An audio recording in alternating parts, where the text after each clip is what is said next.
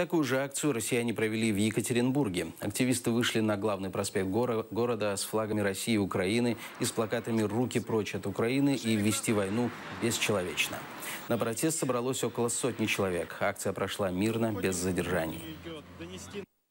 Нет войне! Нет войне!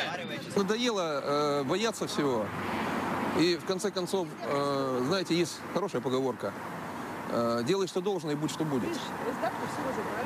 Но у нее есть еще обратная сторона. Если ничего не делать, то будет хуже. Ходим против этой пропаганды, которая по телевидению идет, донести наше мнение, но и чисто даже для себя, чтобы чувствовать себя, что мы вот против, мы вышли, мы свое слово сказали, даже несмотря на то, что телевидение у нас однобокое. Пару сотен человек пройдет за то время, что мы здесь стоим. Большинство из которых, вероятнее всего, посчитают, что мы там гости, проплаченные, т.д. и т.п. Но, может быть, хотя бы пара-тройка из них задумается над чем-то, увидит альтернативную позицию.